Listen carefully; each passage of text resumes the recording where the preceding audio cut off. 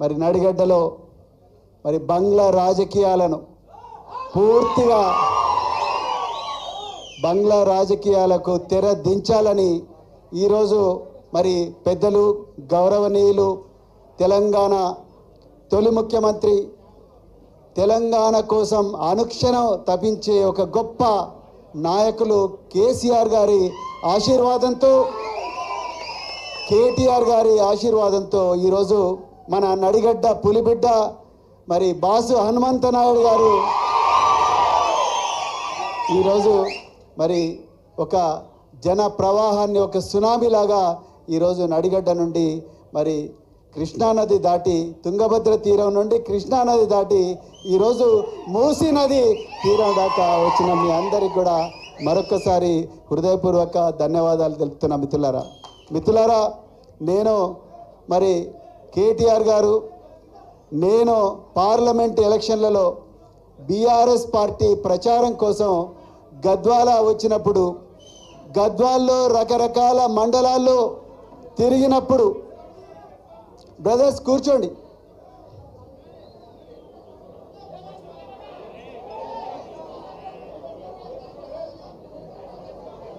గద్వాల్లో ప్రతి మండలంలో తిరిగినప్పుడు నిజంగా మీ అందరి గుండెల్లో ఇప్పుడు మా సోదరుడు డాక్టర్ ఆంజనేయ గౌడ్ గారు చెప్పినట్టుగా మీ అందరి గుండెల్లో నర నరాల్లో కణకణాల్లో కేసీఆర్ గారు ఉన్నారని చాలా క్లియర్గా అర్థమైంది.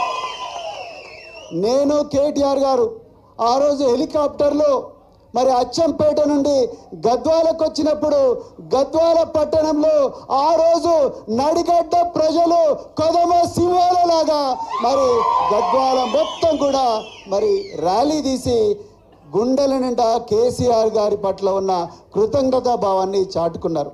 కానీ ఆ కృతజ్ఞతను నిలుపుకోలేక ఆ విశ్వాసాన్ని నిలుపుకోలేక మరి స్వార్థపరుడై తల్లి లాంటి పార్టీకి వెన్నుపోటు పొడిచి ఎమ్మెల్యే కృష్ణమోహన్ రెడ్డి ఇలా కాంగ్రెస్ పార్టీలో చేరిండు.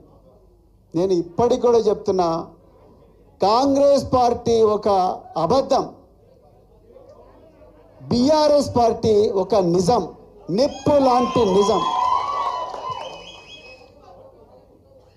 బీఆర్ఎస్ పార్టీ తెలంగాణను తన గుండెలో పెట్టుకున్న పార్టీ.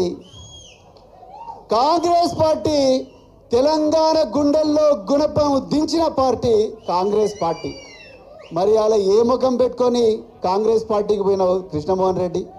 నిజంగా ఇక్కడున్న కార్యకర్తలందరూ లేకపోతే, కేసీఆర్ గారి ఆశీస్సులు లేకపోతే, కేటీఆర్ గారి మార్గదర్శనం లేకపోతే నువ్వు ఎమ్మెల్యే అయ్యుండేవాడివా?